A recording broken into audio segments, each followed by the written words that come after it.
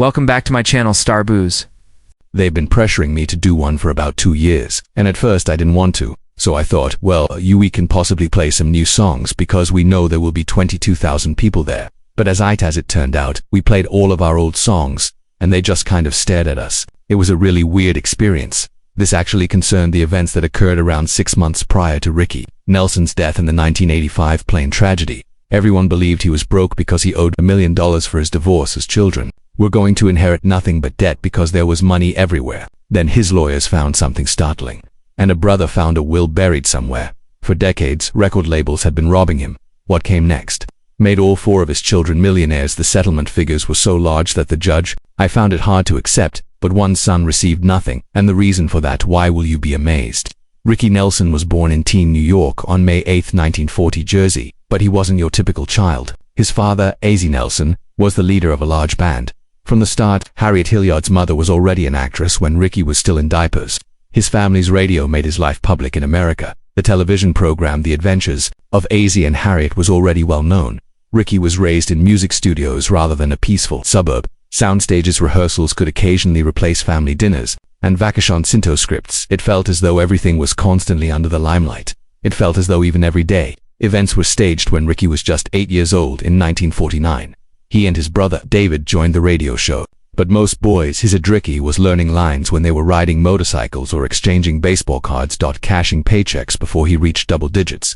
He was already a star. His natural delivery was adored by audiences, and by the time he was 10, he was already well-known. Name.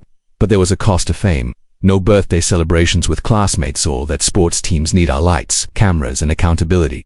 Ricky's youth was spent in a studio, therefore he never truly got to be a kid. Was given up in many respects for the family brand. The family relocated to Los Angeles in 1941. Angeles and made their home at 1822 Camino Palro in a quaint green and white Cape Cod colonial.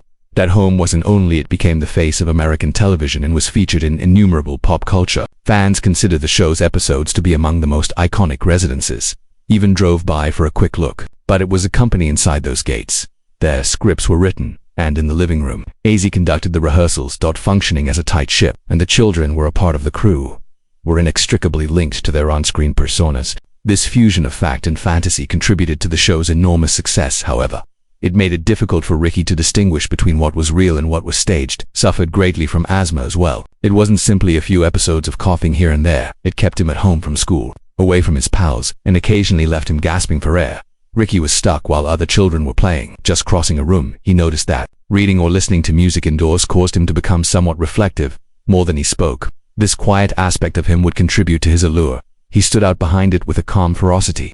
Later on screen, was a solitary child attempting to breathe and feel normal when the radio. A.Z. and Harriet recruited actors to play their boys when the show debuted in 1944. But that annoyed Ricky and David, who lobbied for the opportunity to play themselves and were in the spotlight by 1949. Themselves in the show, which had never really been done before. It was an odd real family life was mixed with entertainment, and the results were positive. Got enamored with the Nelsons, and Ricky wasn't merely playing AHA, was living it day in and day out. His actual existence was become public knowledge, and decades earlier, it was America's first reality family, and fans loved it, became popular. Then, in 1957, Ricky played Fats Domino's I'm Walking on the family's television program.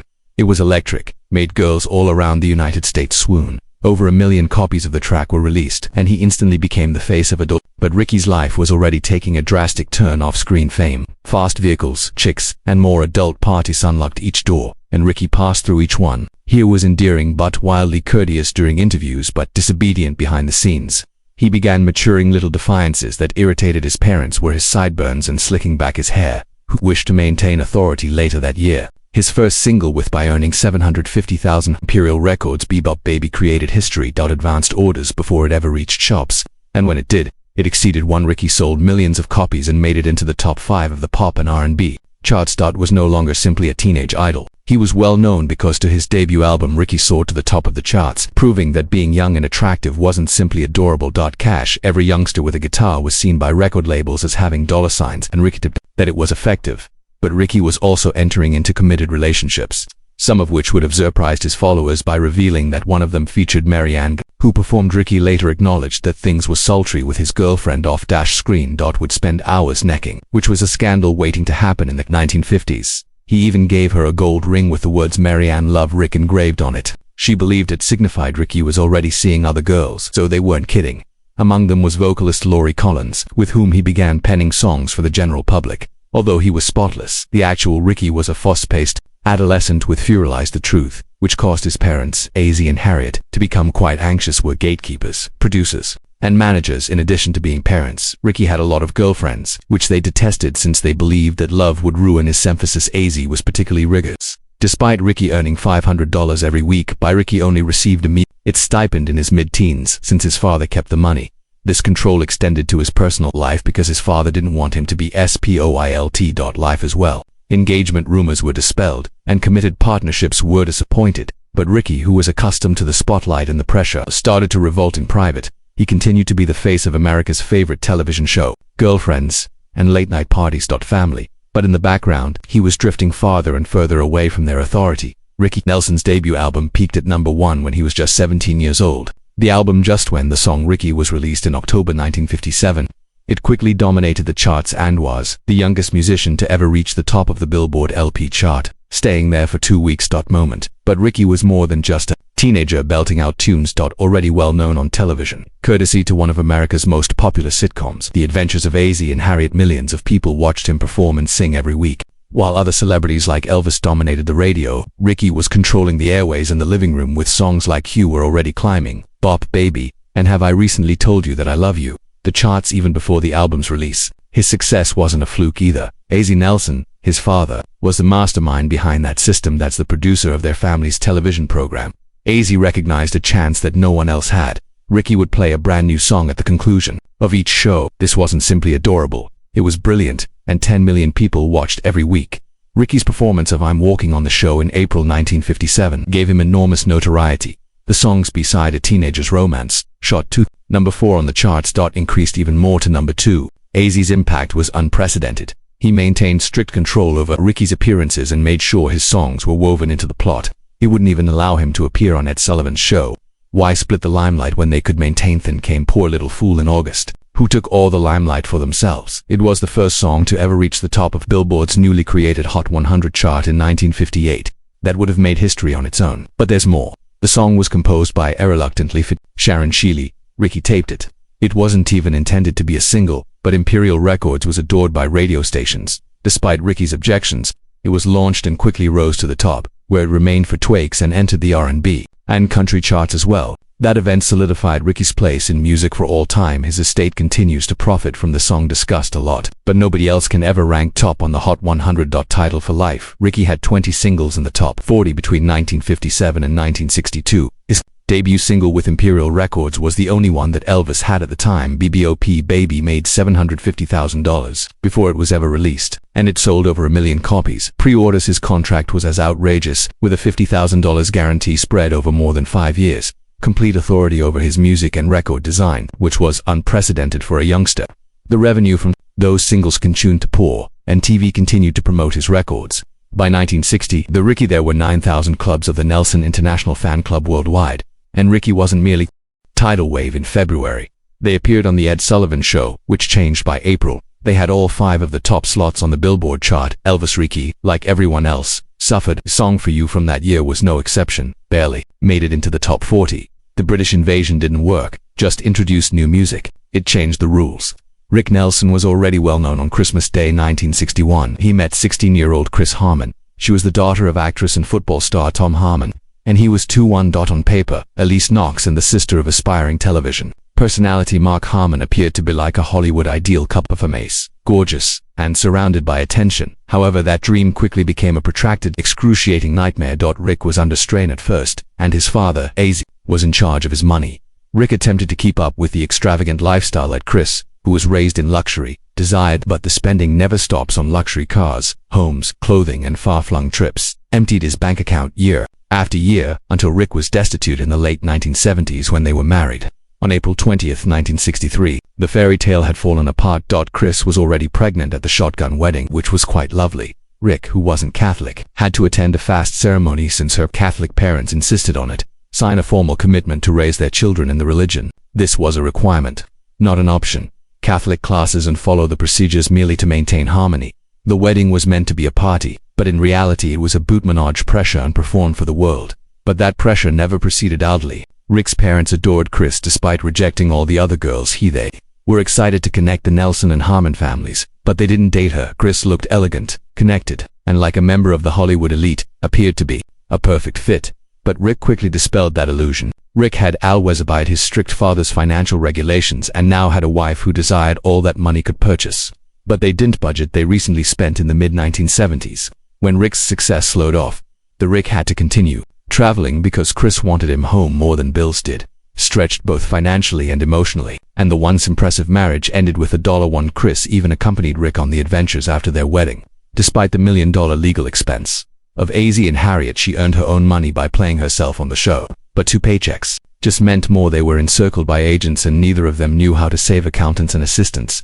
But nobody was able to halt Rick's bleeding, who once accompanied with his father's stringent financial regulations, but was now discarding everything to maintain the lifestyle Chris was experiencing. Stuck in a phony television world and a failing marriage began to distance themselves. They had already left. Hollywood dream had become a sluggish motion financial crash. Rick and Chris co-produced a film in 1965 titled Love and Kisses, which was directed by his father, told the tale of 2 youngsters who were left and found it difficult to live with the groom's parents. The storyline was humorous, but the truth was grim. Critics believed it was inspired casting because their personal issues were already evident in their work. However, nobody recognized how deeply the film resonated with Rick's role as a high school student. Chris received little recognition for his achievement despite being 25 behind. These used the movie to reenact private scenes in which their marriage was failing.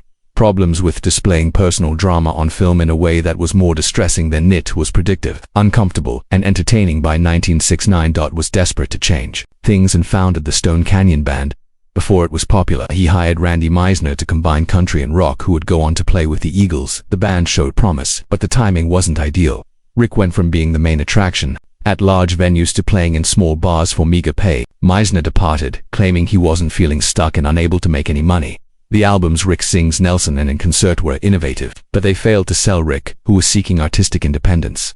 Seeing his wealth and fame disappear, he was resolved to establish himself as a serious musician at all costs. Everything, and it almost did. Then, in October, the incident that broke in Madison Square Garden had a rock and roll extravaganza on the 15th of 1971. Rick was jeered when he showed their anticipating love, and he dropped the Y from Ricky's attempt to played Honky Tonk Women in order to advance with a fresh sound, and the audience requests at old hits. Some said that the police action in the crowd was the cause, but Rick thought the message was clear. Was obvious that they didn't want the new him. He watched in embarrassment as he fled the stage. The remainder of the performance from backstage, although he was eventually persuaded to return and play the classics. The crowd applauded at last, but the harm had already been done. Something that was broken in him that night, but a surprise sprang from that catastrophe. Rick penned Garden Party in 1972. It was honest, unvarnished, and personal. You have to please yourself since you can't please everyone, the chorus said. That song touched a chord, peaked at number 6 on the Billboard Hot 100, and briefly made Rick's comeback. Fans who had dismissed him were now singing along to his first top 10 song in almost a decade.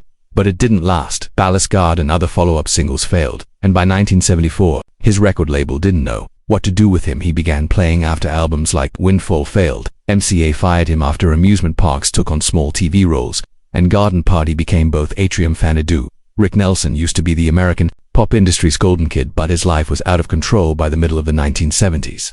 And his marriage to Chris, Rick was traveling all the time in an attempt to keep Nelson together, but he was breaking apart to maintain their opulent lifestyle, which includes private schools, opulent mansions, and amount of bills. But Chris felt more and more alienated from him as he worked. Rick felt trapped and abandoned, and their discussions descended into arguments. After another lengthy tour, Rick returned home in 1977 to find the house they had constructed turned into a battlefield. He was locked out when he expected warmth, since Chris had relocated everything, his possessions, into a rental home, and upon arriving, she was inside. Rick was startled and mortified by the situation, which made 2 Los Angeles Rams cheerleaders. Chris said she did it for the kids, but it was obvious there was no turning back. Pointing the finger at Rick's alleged drug usage, Rick's team disputed everything, but the harm was completed. Their marriage was irreparably damaged. But they tried again in 1980. Rick paid $750,000 for A.R.L. Flynn's former Mulholland Drive house. It was supposed to be a new beginning, but Chris insisted that Rick give up music and pursue acting instead. But Rick was sinking in debt and had to travel in order to live. The mansion didn't bring tranquility, increased tension, and the family heard rumors that it was haunted. The dream house turned into a place where lights flickered and money kept leaking out. A nightmare, the divorce took a turn for the worst when Chris accused Rick of abusing drugs and being an unsuitable father. She said that if she didn't get Rick fired, their children would perish, accusing her of abusing alcohol and abandoning the children to the courts. Personal 5 years passed throughout the dispute, and more than $1 million was spent on attorneys alone. The children were left in the midst, witnessing their parents tear one another apart as sides were emotionally destroyed. By the end of 1982, the divorce was finalized, and Rick was mandated to pay child support of $4,000 each month. He shared custody of his 4 children, who varied in age from 8 to 19. But the court battle had left him all but broke. He continued to tour night after night in order to make ends meet. His energy sank and his health deteriorated, but the mental burden of it all never went away, and the joy he had experienced looked to be lost forever. By 1985, Rick was in a dire situation for a return. But there was a catch. He detested flying, yet he wouldn't travel by tour bus. So he spent $118,000 on an old jet. Rick believed that the 1944 Douglas DC-3 had originally belonged to Jerry Lee Lewis. The plane was a mess, but it would save him money and provide him privacy. The band had to push it off since the engines were unstable and parts broke frequently. The runway multiple times, and everyone was terrified of that aircraft. Bassist Patrick Woodward, guitarist Bobby Neal's wife, pleaded with him not to fly on it. Andy Chapin, the pianist, I had already made it through to emergency landings and didn't want to. But Rick disregarded all the cautions because he needed the money and couldn't had to miss. Parade a huge performance in September due to an engine breakdown. Chance. On December 31, 1985, the aircraft was delayed for many hours with another. Rick boarded it despite the mechanical issue, and they were headed to Dallas for a new. The cabin was so thick with smoke on the eve of the year somewhere over Texas that the instruments were hidden from the pilots. Brad Rank, the primary pilot, was forced to fly blind by sticking his head out the side window at approximately 5:14 p.m. Witnesses reported that a jet crashed in a field about 2 meters from a landing strip close to Dot was flying erect and carrying black smoke before it struck some trees and burst into flames. Dot was dispersed across 150 yards, and the pilots who managed to flee were the only ones left alive via the cockpit windows. Rick and the other 7 individuals perished. In Thiat, the age of 45, Inferno, Rick was accompanied by his fiancée Helen Blair and 5 members of his band and crew: Donald Clark Russell, pianist and sound technician Best Patrick, guitarist Bobby Neal, drummer Rick Inveld, and drummer Andy Chapin Woodward. The collision was so horrifying that autopsies were required by the authorities to determine. The music industry was shocked to learn that Nelson was one of the biggest teenagers idols of his era, and he vanished just hours before 1986. What happened next was considerably more difficult. Rick's finances were in ruins. He had split from Christian Harmon, his wife, and was betrothed to Helen Blair and has 4 children, Tracy Gunner, Matthew and Sam. However, she was not included in his will, and worse, neither were his mother nor his ex-wife. The estate reportedly owed over $1 million as a result of Rick's extravagant spending, legal bills, and the price of keeping up the old DC-3 that murdered him for a while. Many believed Rick had passed away without a will. His former spouse said she was unable to locate one and proceeded to cease over the estate. But David Nelson, Rick's brother, eventually created a will dated barely. The will would only be named for months prior to the crash that altered everything. David was named the executive, yet after Rick designated his 4 children as heirs, it was unclear if there would be much left to inherit because of the numerous obligations not to be taken lightly. Kristen attempted to make a partial claim on Rick's life insurance, even after their split. She contested David's position as executive in the judicial battle quickly. It became heated because 2 accusations of drug usage and poor parenting. Instances of financial irresponsibility that went back years. More than $1 million had been used exclusively for the divorce. And now attorneys were speculating about what was left, followed by an even more shocking revelation. Rick had another kid, named Eric Jude. Crew, and he was conceived during Rick's brief liaison with George Ann Crew in 1980. Initially, Rick denied being the father, but a blood test mandated by the court in 1981 showed otherwise. He would have been required to pay $400 in child support each month, which he allegedly ceased making payments after some time. Rick said in his will that paternity was disagreed and excluded Eric entirely after Rick passed away. Jean stood up for her son's single quotes as portion of the property, but the court maintained the will. Therefore, Eric received nothing. At the Helen Blairs' parents filed a wrongful death case at the same time, alleging the poor maintenance caused the jet disaster, and the other passengers' families requested recompense. Also participated in more cases once creditors made claims, which GA pushed for. Kristen persisted in fighting for insurance money, and Eric's rights were examined by the estate. Like an overcrowded ship sinking and people snatching at bits. Yet, what everyone overlooked the fact that Rick's true wealth lay not in money or real estate but in his music. His discography and earnings, particularly from digital platforms like streaming, were quite valuable. The issue was that record labels were still it covertly in 2011. The Nelson estate filed a $100 lawsuit against Capitol Records. The lawsuit claimed that Capitol concealed mismatched revenue of $250 million, claimed to be unrelated to any particular artist and to have underpaid Rick's estate on Capitol for digital sales, had been making illogical deductions, such as breakage fees for digital downloads that were intended for physical CDs or vinyl. Capitol also rejected the estate's claim that millions were being embezzled through antiquated accounting techniques. 2. Supply complete audit documentation. Rick's descendants were unable to confirm the amount they were actually due. The matter was resolved in 2014, and Capitol agreed to pay an unknown sum and pledged increased openness going forward. The legal team referred to it as a historic triumph, but it wasn't the end. In 2020, the estate filed a case against Sony Music, concentrating on international. Sony was accused of reducing royalties through intercom fees, indicating that Sony's own offices were lowering payouts and billing one another. As a result, some payments were lost up to 68% before Rick's estate got a highlights of 36% spike in streaming and a massive $12.7 million settlement royalties. Moving ahead, Rick's children began to get actual financial support from their father's estate.